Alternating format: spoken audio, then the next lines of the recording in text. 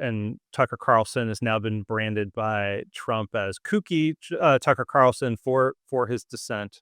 But I want to play just a little bit of that exchange. I think the entire conversation is worth viewing if you want to understand what's going on here within MAGA.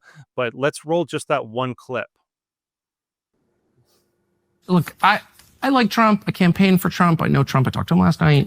I'm not against Trump, and you know that. But you're against his foreign policy. I think that we should be very careful about entering into more foreign wars that don't help us when our country is dying. When you say and our don't country help is us, dying. Look, yes, focus on our country. I'm all for it. But the naivete. You don't even know how much money this costs. Hey. You don't know anything about the country whose government you want to overthrow, and you're calling me reckless.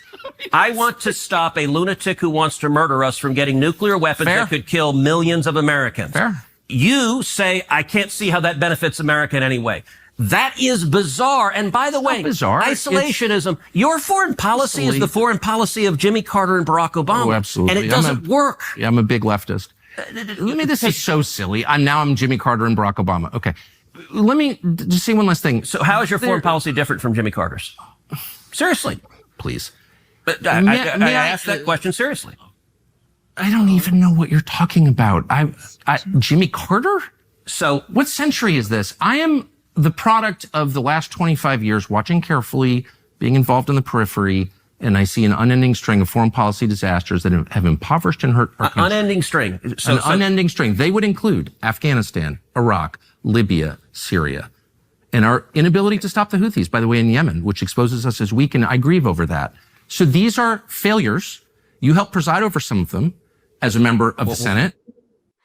Okay. What's so interesting to me about that clip is that Ted Cruz is so stuck in this paradigm of like, oh, your foreign policy is like Jimmy Carter's, like, and that kind of left-right divide, as you mentioned before, is sort of dissolving in a way, and there's a new alignment.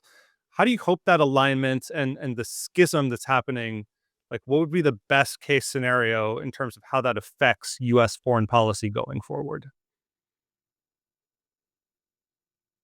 Well, Cruz's business about trying to tell Carlson, well, he's just like, Obama or Jimmy Carter. That's the partisanship dimension that I discussed earlier, where Right.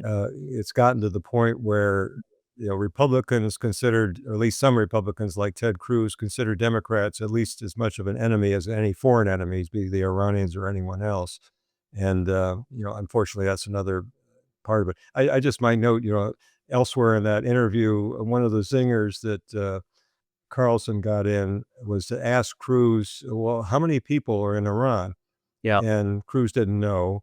And so Carlson would say, you're proposing intervening in a country you don't even know how big they are. I mean, the answer is the approximate population of Iran is 92 million.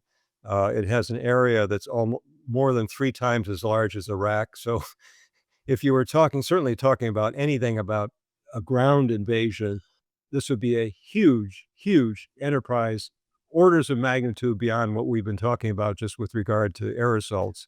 And it would be and by the way, the biggest Cruz U.S. military operations. Yeah, and I mean, Cruz was acting as if that was some sort of gotcha question. When he is on the Foreign Affairs Committee for the Senate, he is one of the lead advocates of backing this to the max. I don't think it's out of bounds to ask, could you ballpark the population of this country that we might get involved with striking in the next week or so? Yeah. Well, I'm not real big on zingers. I just wanted to note that. so Yeah. so that I could know what the population is and how big a country it is and how immense a task it would be if you're talking about any kind of operation that had a real chance of doing regime change. But I don't. Yeah, I'm drifting away from your earlier question, Zach, which was Oh yeah, how do I mean, we? you were mentioning that the partisanship has been really dangerous in terms of how U.S. foreign policy is formulated, and I just wanted to know, how do you hope that changes? Like, how can we better protect ourselves? Like, what is there just a different mindset that is needed in order to have like a truly, rational and security producing foreign policy for the United States?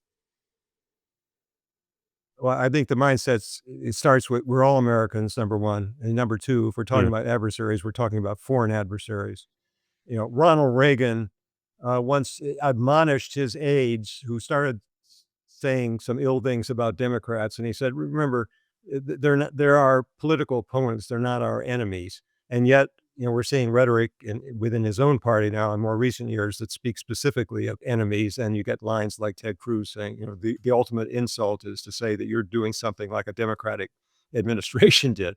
I think, Zach, you have to remember, again, we're all Americans, but then when discussing something like, what should we involve the United States in a military attack on Iran, you have to try to stay very narrowly focused on the specific issues without getting the party labels in the way at all. I heard somebody just yesterday who was someone who's on the left politically saying, geez, I never thought I would ever, forward a tweet by Marjorie Taylor Greene, but I did that because she said some sensible things about the need to stay out of the war in Iran.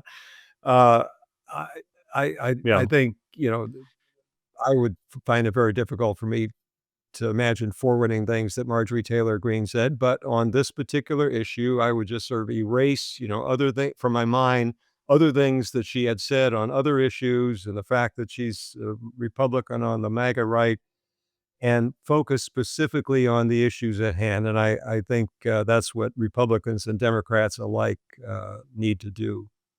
That was a clip from Just Asking Questions. You can watch another one here, the full episode here, and subscribe right down here.